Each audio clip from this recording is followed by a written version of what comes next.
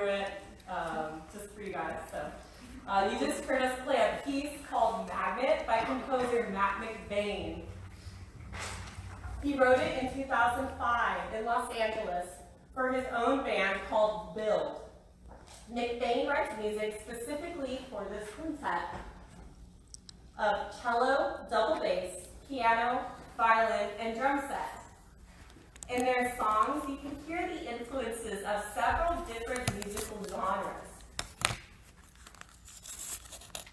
As a graduate of the USC Thornton School of Music and a doctoral fellow at Princeton University, McBain is well versed in the musical genres of minimalism, experimentalism, European classical music, fiddle music, and jazz. His writing style blends all of these different genres, and the instrumentation of his band, Build, also reflects a meld of sound worlds. In fact, the online magazine, Time Out New York, described Build as a quintet that straddles the increasingly permeable line between chamber music and instrumental rock. But the really interesting factor is that Matt McBain is more than the lead composer of Build. He is also the violinist in their band.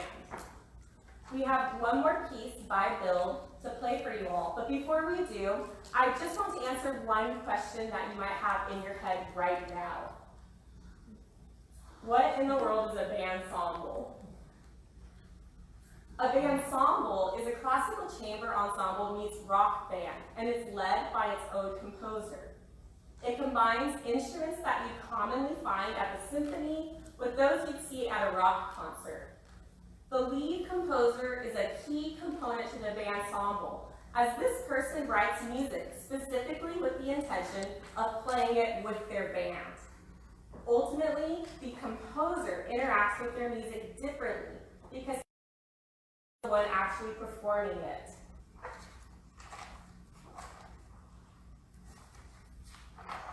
Before we play our second selection by Matt McBain, I wanted to let you know what else you can look forward to today during this lecture. First, we'll explore the history of the bandsemble, learning about where it came from, who influenced it, and who we consider to be the mother of the bandsemble. Then, I'll talk more about the label of the bandsemble and about the history of flexible terminology in the music community. And lastly, I'll speak to my own personal experience with bandsembling, and you will hear the world premiere of a new piece for my own bandsemble. The next song that we will be performing is called Ride. Matt McBain wrote it for Build at the Montalvo Arts Center in Saratoga, California. It's on their 2011 album entitled Place.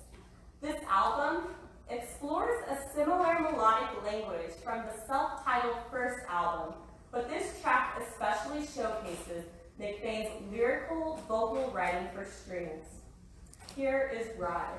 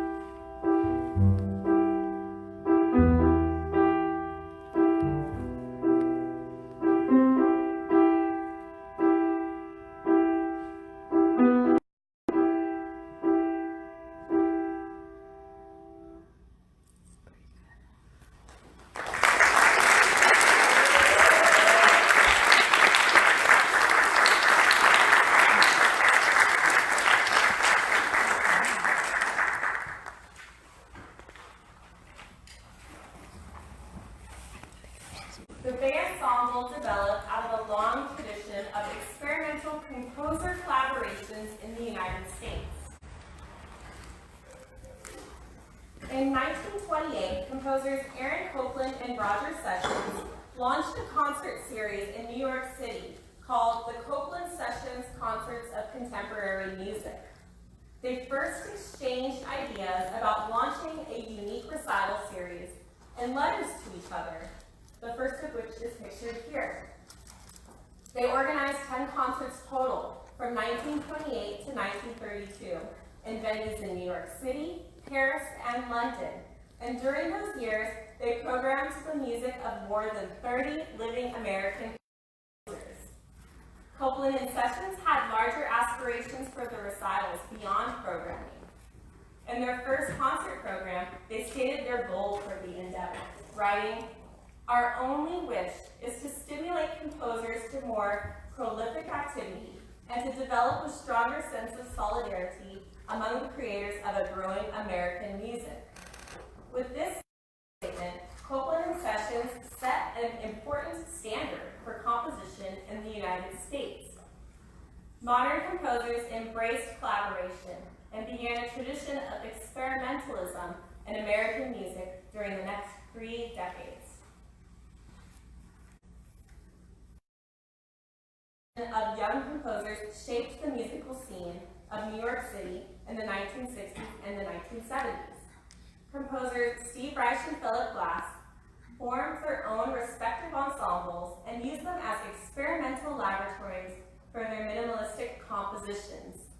Steve Reich and Musicians began as an instrumental trio, but it has expanded to include as many as 18 musicians at times. The Philip Glass Ensemble features wind instruments and amplified keyboards at the core of the group. However, strings and voice are often added and amplified to expand the ensemble. Reich and Glass act as the composers, the musical interpreters, and the leaders for their respective ensembles. Yet they are collaborative performing members, not the soloists for their groups. They were first welcomed into the Loft Gallery in downtown Manhattan, but they have also performed in notable venues, including Carnegie Hall. The chamber music aspect there on earlier composer collaboration set by Copeland and Sessions, but the unusual instrumentation, the amplification aspect, and the use of casual performance venues demonstrate the direct influence of rock music in these new music ensembles. Philip Glass released the song Flow on the album Glassworks in 1982. Glassworks was an effort to create a pop-oriented classical chamber music album that could be played on your Walkman. As a result, the pieces were on the shorter side, 40 minutes total, and intended to be accessible. And the cassette cover even boasted that it was specially mixed for your own personal cassette player. Flow is one of the pieces found on Glassworks, and you may recognize the melody that quotes Sibelius' Fifth Symphony. This video that I'm about to show features a live performance from 1978 by the Philip Glass Ensemble.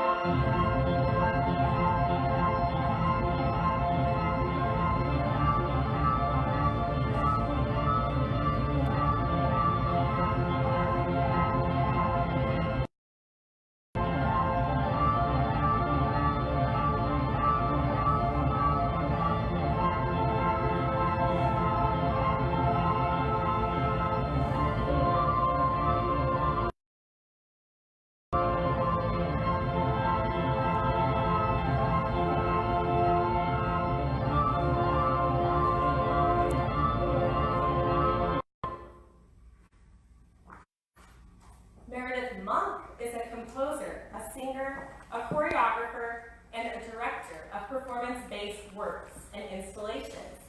She is credited with single-handedly pioneering pioneering a new genre of musical expression through her compositions. In 1978, she founded the Meredith Monk Vocal Ensemble to train vocalists how to perform her work. Through her extended vocal techniques, her music demonstrates the great capabilities of the human voice. And additionally, she blends theater, movement, and performance art into her music. As an example of one of her works, I've chosen to show you a clip from the filmed choreographed version of Turtle Dreams from 1983. Turtle Dreams features two contrasting images, a minimalistic setting for the performers, and images of a turtle exploring different terrains. Meredith Monk creates repetitive, playful variations on a very small amount of music. The choreography that she creates emphasizes this through the simple yet very repetitive motions. This is Turtle Dreams.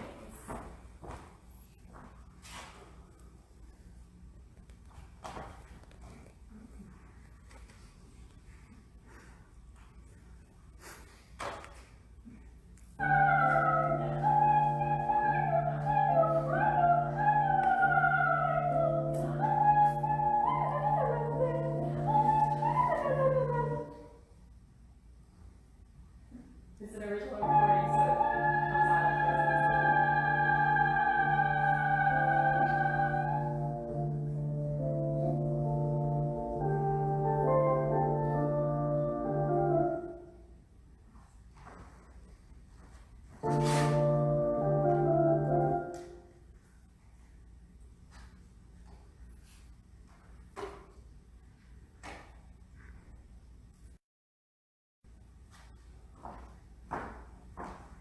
Missy Mazzoli is an American pianist and Grammy-nominated composer, currently on the faculty of Mannes College.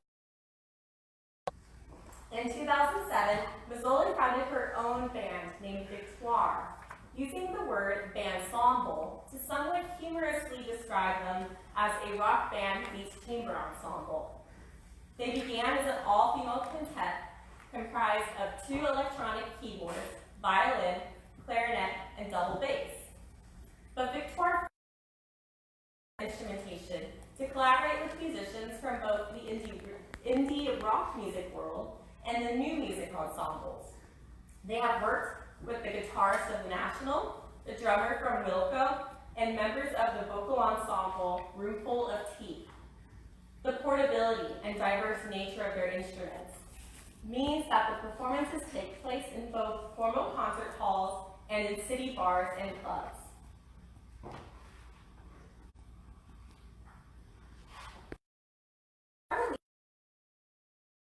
City in 2010 on New Amsterdam Records.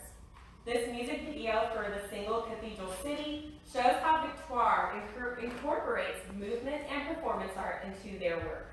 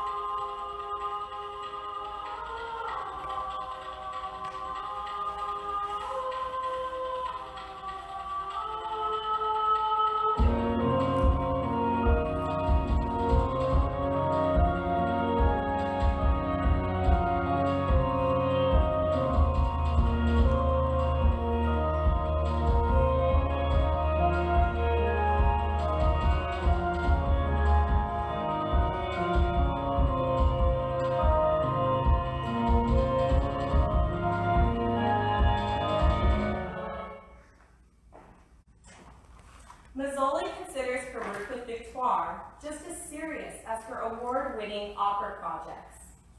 In a 2016 interview, asked Mazzoli if sending her works off to be performed by others was a vulnerable task. She answered, "It is. And if my only outlet was to make these marks on a page and then deliver it to people who I would never meet, I would be really depressed. I created this band, and I perform, and I write it for my friends, and I try to be intimately involved with people who are in the process of performing my music to counteract that, to maintain some sense of control and involvement on every level, in a good way, not in a control freak kind of way, but just to be involved in all aspects of the music making."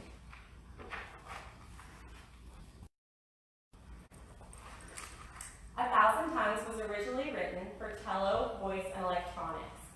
It was remixed and released by Victoire's keyboardist DJ Lorna Doone on their 2015 sophomore album, Vespers for a New Dark Age.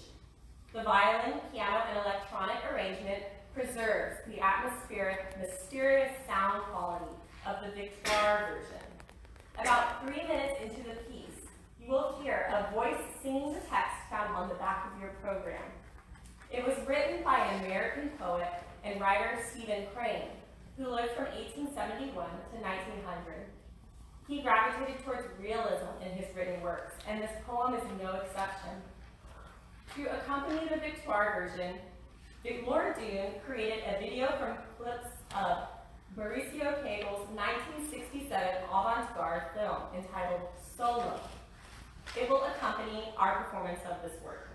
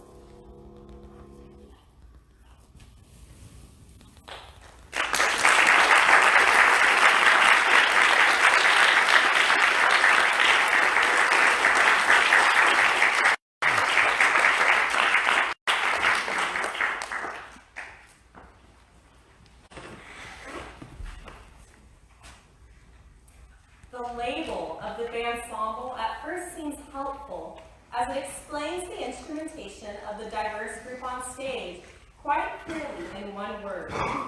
Yet there is a history of flexibility behind the rhetoric of these Bandsembling composers. You may have heard the term indie classical, used to suggest a subgenre of classical music, but originally it had two completely different meanings.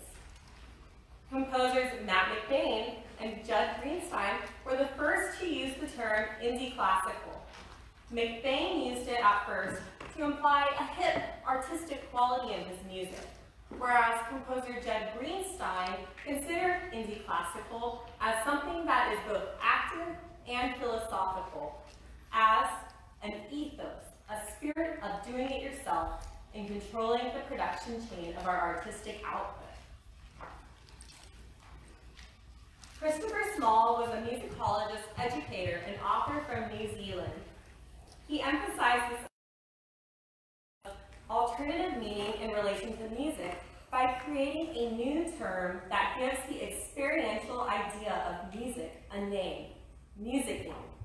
He explains, to music is to take part in any capacity in a musical performance, whether by performing, by listening, by rehearsing, or practicing, by providing material for performance, what is called composing, or by dancing.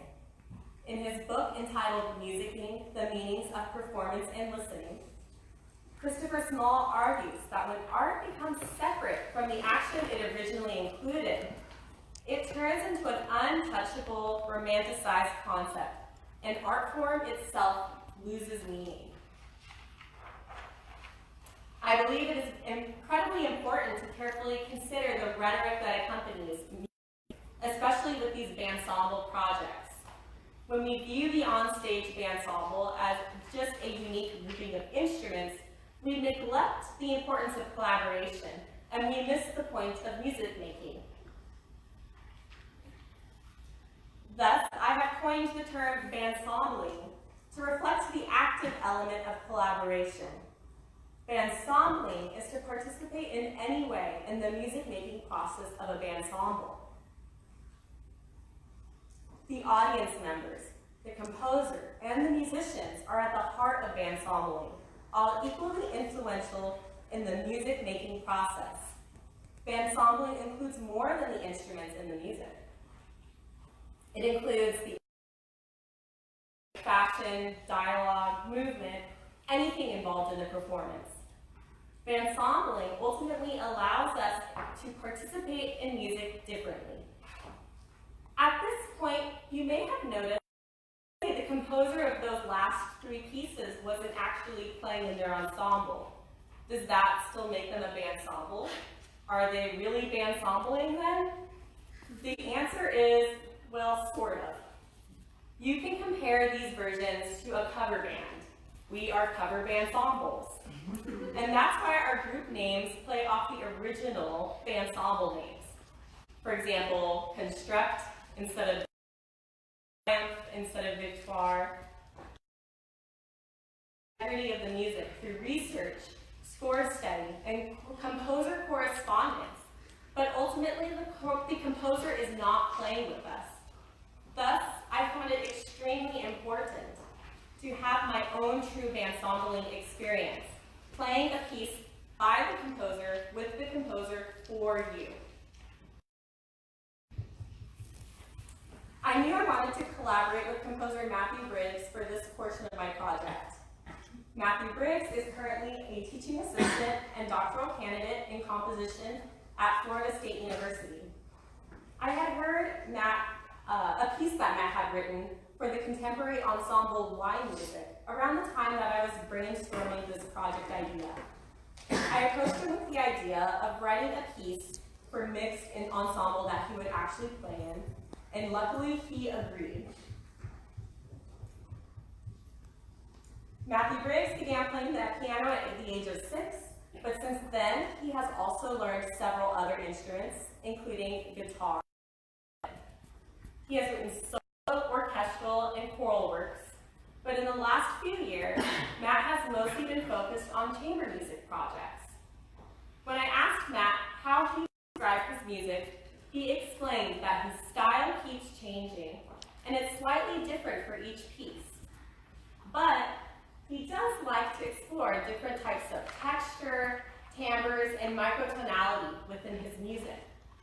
In one piece, his musical aesthetic may be very dissonant and abstract, and in another, more modal and harmonically grounded. You will hear more of that harmonically grounded side of Mac in our next piece, entitled 2 for our Bandsembling Haven. Okay. It was commissioned through an Indiegogo crowdfunding campaign, this piece. I raised more than $1,000 through offering various perks, such as a special YouTube subscription featuring videos that I make, documenting the process of bandsembling, covers of songs, and a recording of our premiere of 2. It couldn't have happened without our audience, so thank you. And our ensemble is composed of violin, cello, double bass, flute, clarinet, and electric guitar. 2 ideas. Sound. A clear melodic idea. These 2 ideas become more like each other. I knew I wanted to add a visual element to accompany this piece as I've been so inspired by the videos that I've shown you today. So I actually asked artist Tori Bold to create a film to complement the music. Tori is an interdisciplinary artist working primarily with drawing, performance, and film. She explores themes within her work, including the exploration of the emotional self and how the body relates to and reflects the mind. She is interested in balanced chaos and the ways emotional perception can be expressed visually. Here is the world premiere of 2 by Matthew Briggs, with the premiere of the film Vacillations by Tori Bold.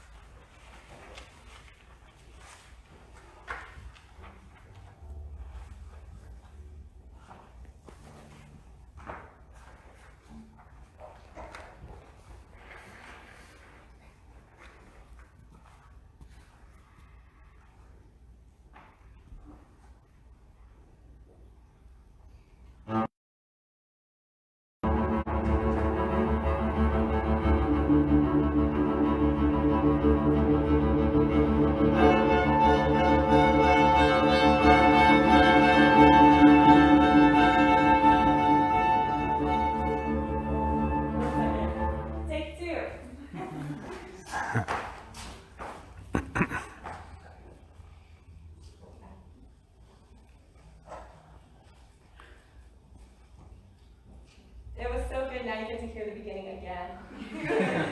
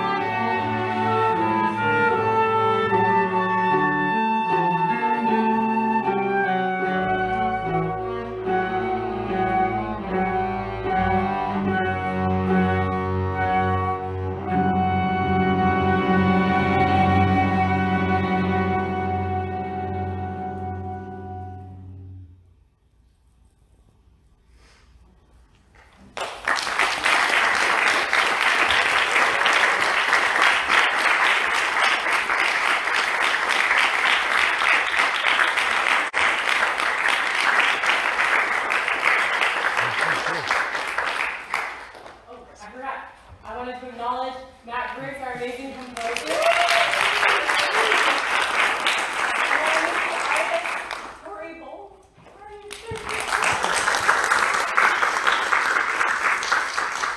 I really couldn't have done this huge part of the project without them, so it means a lot that they said yes to my crazy ideas.